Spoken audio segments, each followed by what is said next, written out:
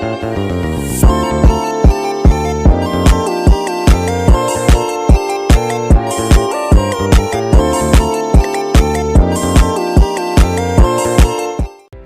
semua, perkenalkan nama saya Fernanda Felisa Sminto, NIM 2302010172, kelas F semester 3.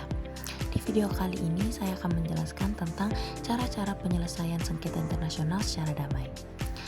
Kini kita akan membahas tentang cara-cara penyelesaian sengketa internasional secara damai. Pembahasan tema ini akan mengantar kita mengetahui secara utuh terhadap sengketa batas wilayah, termasuk kasus blok Ambalat, yang cara penyelesaiannya menggunakan cara-cara damai sebagaimana menjadi aturan internasional. Penyelesaian secara damai dalam sengketa antar negara merupakan langkah ideal daripada menempuh cara-cara kekerasan atau gencatan senjata. Upaya damai ini mutlak dilakukan sebelum mengarah pada konflik yang lebih besar berupa kontak senjata. Dalam piagam PBB atau Perserikatan Bangsa-Bangsa, mewajibkan kepada setiap anggota negara yang tergabung di dalamnya maupun kepada negara-negara yang memang memilih tidak bergabung ke dalam PBB agar dalam penyelesaian sengketa internasional dilakukan secara damai sehingga tidak mengganggu keamanan dan keharmonisan. Adapun langkah-langkah penyelesaian damai itu dapat ditempuh dengan cara sebagai berikut. A. Negosiasi. Cara ini merupakan penyelesaian sengketa paling sederhana dan dianggap tradisional tetapi cukup efektif untuk mencegah konflik. Model penyelesaian negosiasi tidak perlu melibatkan pihak ketiga, melainkan fokus pada diskusi tentang hal-hal yang menjadi persoalan oleh pihak terkait. Perbedaan persepsi yang terjadi antar kedua belah pihak akan memperoleh jalan keluar dan memungkinkan mudah untuk dipecahkan.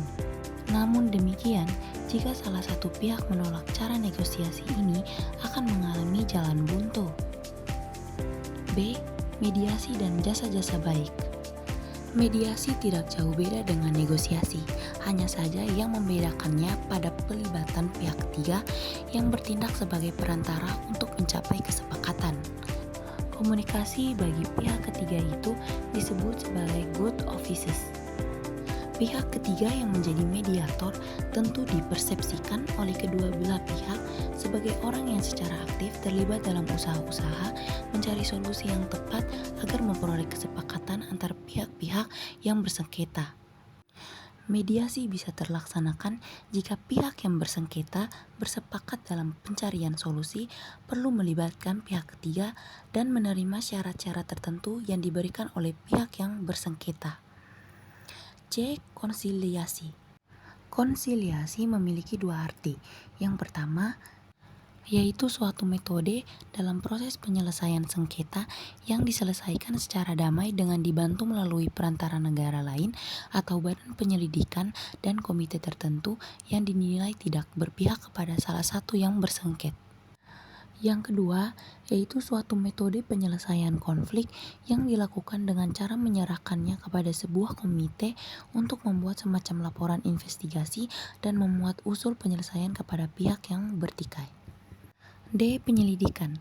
Pada 18 Desember 1967, PBB mengeluarkan resolusi kepada anggota-anggotanya agar dalam proses penyelesaian sengketa internasional perlu metode yang disebutnya sebagai fact-finding atau pencarian fakta. Metode ini meniscayakan penyelidikan yang dilakukan oleh sebuah badan atau komisi yang didirikan secara khusus untuk terlibat aktif dalam proses pengumpulan bukti-bukti dan permasalahan yang dianggap menjadi pangkal sengketa. Kemudian komisi itu mengungkapkannya sebagai sebuah fakta disertai cara penyelesaiannya. E. Penyelesaian di bawah naungan organisasi PBB.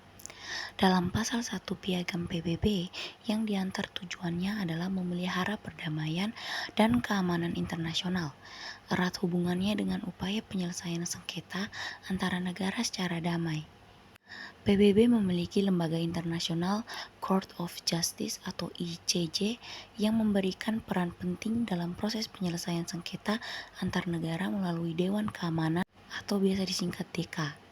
Berdasarkan keterangan bab 6, DK diberi kewenangan untuk melakukan upaya-upaya terkait penyelesaian sengketa.